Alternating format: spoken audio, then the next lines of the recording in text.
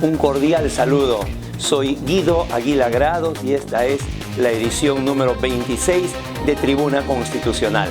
El día de hoy hablaremos sobre la terminología jurídica. Sean todos, una vez más, bienvenidos.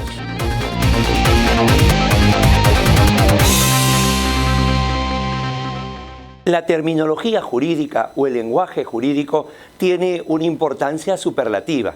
En efecto, la forma como se comunica el juez con las partes interesadas en el proceso va a ser la sentencia. Y esa sentencia, la comunicación final, claro está, debe de ser clara, debe ser precisa, debe ser entendible. La manera como se van a comunicar y obligar las partes a través de un contrato.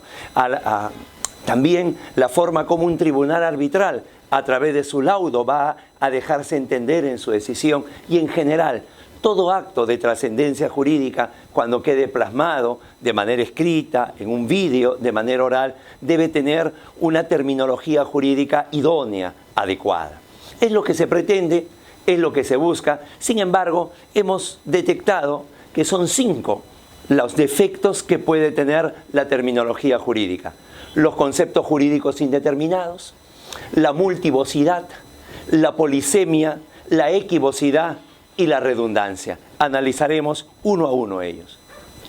Cuando nosotros hablamos de los conceptos jurídicos indeterminados, debe ser uno de los temas más intrincados de la teoría general del derecho.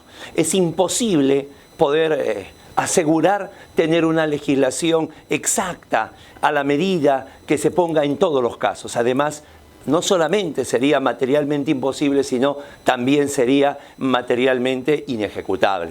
Sin embargo, cuando la norma nos señala conceptos como de probada calidad ética y moral, o cuando nos dice un edificio en estado ruinoso, claro está que deja todo un espacio de interpretación y también de consideración de parte de quienes van a utilizar este término. Es aquí donde muchas veces se da paso a la arbitrariedad, o es aquí donde se da a veces el origen de discrepancias entre dos partes que pretenden a veces un mismo derecho a partir de un concepto jurídico indeterminado. Ese, creo yo, es el desafío del legislador, que ese concepto jurídico indeterminado le deje algunas vallas, le deje algunos muros para que éste no pueda desbordarse del todo. El segundo gran defecto que podemos encontrar es la denominada multivocidad. Esto significa que para una sola palabra, para un solo término, tiene diferentes acepciones. Esto lo podemos encontrar, por ejemplo, en la palabra acción, quien para el derecho procesal se puede establecer como el derecho subjetivo, público y abstracto, como reza la mayoría de la doctrina, que tiene cualquier persona para poder recurrir al Estado en búsqueda de justicia. Pero este mismo término acción, si uno lo lleva al ámbito del derecho mercantil, probablemente sea cada una de las partes en que se divide el capital de una empresa. O si este término acción lo podemos llevar al ámbito civil, va a servir como el mecanismo de recuperar algunos derechos. Acción reivindicatoria, acción subrogatoria, podríamos colocar como algunos ejemplos. O, si se quiere, para el ámbito penal, acción tendría que ver más bien con la conducta que lleva para que se configure un delito. La multivocidad, es decir, un solo término que pueda tener una serie de diversas acepciones, muchas veces también conspira contra una terminología jurídica clara. La tercera viene a ser la polisemia. Todo lo contrario, ahora tenemos un mismo término, pero ese término se va a utilizar de distinta forma, de distinta manera, como es por ejemplo el ámbito de jurisdicción. Jurisdicción, en rigor, en simple, decir el derecho no siempre se establece como debiera ser para el órgano jurisdiccional. Así podemos encontrar que se habla de una jurisdicción administrativa, cuando en rigor no lo es. O a veces una disputa entre municipalidades, se dice esta es la jurisdicción de la Municipalidad de Magdalena o esta es la jurisdicción de la Municipalidad de Pueblo Libre. De tal forma que un solo término puede ser utilizado para distintos significados, y esto de acá definitivamente también resulta ser una amenaza que incuba la posibilidad de un conflicto a partir de allí.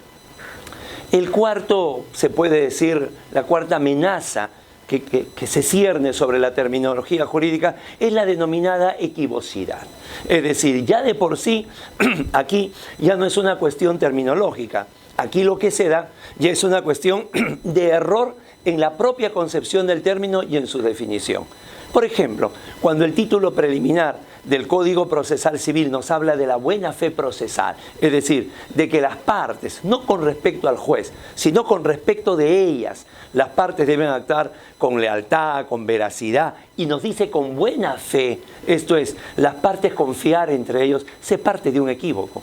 Justamente porque las partes han entrado en conflicto, justamente porque se ha perdido esa buena fe que se estableció en un contrato, en un matrimonio, justamente porque se ha perdido la confianza, es que se recurre a un tercero en la certeza de que entre las propias partes nunca se van a entender. Ahí lo remarcamos, es la equivocidad, ya nace viciado el propio término, que luego, posteriormente, se va extendiendo ya de manera definitiva como un uso adecuado. Lo mismo puede pasar con carga procesal, ¿no? La carga procesal que está coloquialmente referida a la cantidad de expedientes y que en rigor no es así, ¿eh? La carga procesal viene a ser aquel derecho y deber al mismo tiempo que puede tener las partes con relación a un acto procesal, pero por un determinado plazo.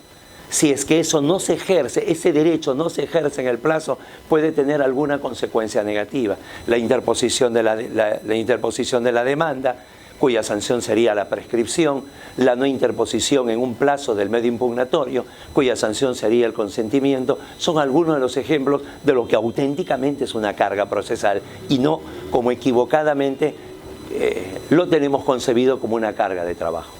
Por último, el ámbito referente a la redundancia. La terminología jurídica es una exigencia que debe ser diáfana. Si bien es cierto, la redundancia es un vicio del lenguaje cotidiano, este no puede extender, no es deseable que se extienda al ámbito del derecho. Así tenemos, por ejemplo, en el Código Procesal Civil la denominación de medidas cautelares temporales sobre el fondo.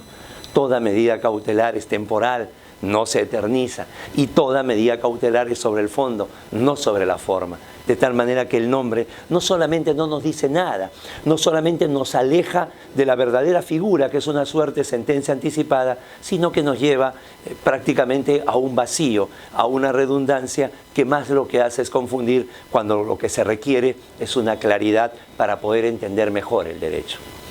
No estamos señalando de que estos sean defectos insuperables, no. Son propios, son consustanciales a todo ámbito jurídico. Sin embargo, el propósito y el gran desafío es que vayamos reduciendo estos 5 vicios señalados para la terminología jurídica. Nos vemos, Dios mediante, en una próxima entrega. Fuerte abrazo.